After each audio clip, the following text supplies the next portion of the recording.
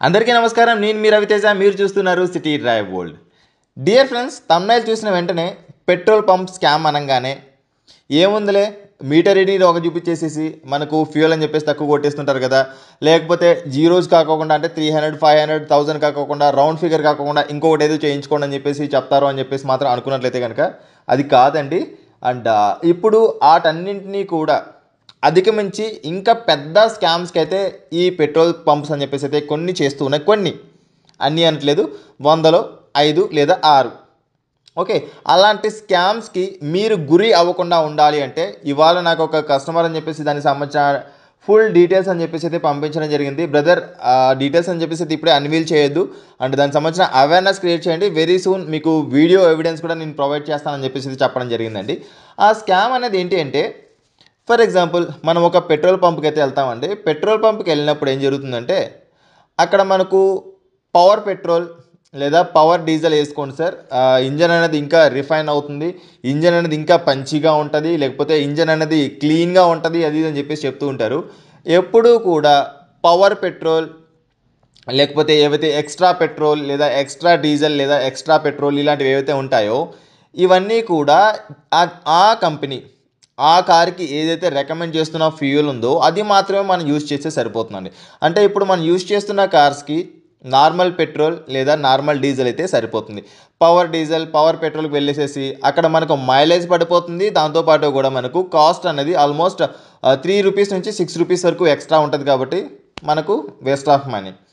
And దాంతోపాటు ఇంకా ఏం చేస్తున్నారంటే, సార్ కార్ రాగానే అక్కడ పెట్రోల్ ఒకరు కొడుతూ ఉంటారు, అక్కడ స్కామ్ చేయరు, పర్ఫెక్ట్ ఫైన్, అందులో మాకు ఎటువంటి డోకా లేదు.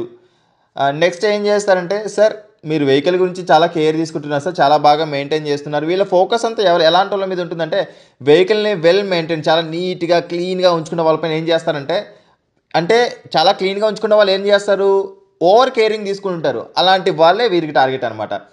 అంటే ఇక్కడ ఏం జరుగుతుంటుందంటే, సార్ బ్యానెట్ ఓపెన్ చేయండి సార్ అంటారు. ఎందుకంటే సార్ ఇంజన్కి సంబంధించిన హెల్త్ చెకప్ అనేది మా పెట్రోల్ బంక్ అనేది ఫ్రీగా ప్రొవైడ్ చేస్తుంది సార్ అని చెప్పేసి అంటారు. సరే హెల్త్ చెకప్ అంటున్నారు కదా, ఫ్రీగా అంటున్నారు కదా, పోయేదేమో చెక్ చేయించుకుందాం అని చెప్పేసి అంటారు. చెక్ చేయించుకున్న తర్వాత, సార్ మీకు ఇంజిన్ ఆయిల్ అని చెప్పేసి మీరు వేస్తున్న ఇంజిన్ ఆయిల్ అనేది ప్రాపర్ కరెక్ట్గా లేదు సార్, ఒకసారి చెక్ చేయించండి, మీరు వేస్తున్నది కరెక్ట్ కాదు అండ్ నెక్స్ట్ టైం వచ్చినప్పుడు ఇంకోసారి మీకు చెక్ చేస్తాను అని చెప్పేసి చెప్తారు. Okay fine. And next time వెళ్ళినప్పుడు ఏం చేస్తారు, సార్ మీరు యూజ్ చేసిన కూలింగ్ ఆయిల్ అన్నది అందులో ఏదో ఒక మీటర్ పెడతారు. ఆ మీటర్ ఏంటో వాడికి తెలీదు, ఆ మీటర్ పేరు అంటే అసలు వాడికి తెలీదు, అండ్ ఎవరైతే కస్టమర్ ఉన్నారో కస్టమర్కి కూడా తెలీదు. ఇక్కడ పెద్ద స్కామ్ అనేది ఎక్కడ జరుగుతుందంటే, సార్ మీరు యూజ్ చేస్తున్న ఇంజిన్ ఆయిల్ ఇదే కనుక మీరు వాడితే మీ ఇంజన్ లైఫ్ టైం అనేది తగ్గిపోతుంది సార్. అదే ఈ కూలెంట్ ఆయిలే కనుక ఇప్పుడు దీనికి సంబంధించి యాక్చువల్గా క్వాలిటీ అనేది చాలా తక్కువ క్వాలిటీ అయితే యూజ్ చేస్తున్నారు సార్ అని చెప్పేసి మిమ్మల్ని భయపెట్టడం వల్ల ఏమవుతుంది, వామో ఇంజన్ తొందరగా బోర్కి వచ్చేస్తామో, ఇంజన్ పాడైపోతుందేమో అని చెప్పేసి, సరే అండి ఏదో ఒకటి రీప్లేస్ చేసేయండి అని చెప్పేసి ఓవర్ కార్ని అంటే అర్థం చేసుకున్న వాళ్ళైతే ఎస్కేప్ అయిపోతారు. బట్ కొంతమంది ఏంటి, కార్ని ఓవర్ కేర్ తీసుకున్న వాళ్ళు ఏంటంటే, పోన్లేరా బాబు ఎందుకు, కొంచెం కేర్ తీసుకొని కొంచెం ఇక్కడ చేయించేసుకుని సరిపోతుంది కదా అన్నట్టు ఏం చేస్తున్నారంటే, అక్కడ ఫుల్లీ సింథటిక్ ఆయిల్ సార్, అంటే వాళ్ళదే ఆ కంపెనీ కూడా ఆ పెట్రోల్ పంప్ సంబంధించింది లేదా థర్డ్ పార్టీ వెండర్ నుంచి తెప్పించేసి, sir this is fully synthetic oil sir అని చెప్పేసి మనకు మార్కెట్లో ఫుల్లీ సింథటిక్ ఆయిల్ అని చెప్పేసి 670 నుంచి 700 రూపాయలు మనకు 1 లీటర్ ఉంటాయి. అక్కడ మనకు 1400 నుంచి 1500 లీటర్ అండి, అంటే డబుల్ ఆఫ్ ది రేట్ అని చెప్పేసి పెట్టేసేసి అక్కడ ఆ పర్సన్ 3000 4000 కిలోమీటర్స్కి ఆబ్వియస్లీ ఏ కార్కైనా కూడా ఐ మీన్ ఇంజిన్ ఆయిల్ అని చెప్పేసి అయితే నల్లగా అవుతుంది. అలాంటప్పుడు సార్ ఇంజిన్ ఆయిల్ అనేది ఎక్కువ నల్లగా అయిపోయింది సార్, మీరు ఇమీడియట్గా మార్చేసుకోవాలని చెప్పేసి మిమ్మల్ని భయపెట్టేస్తారు.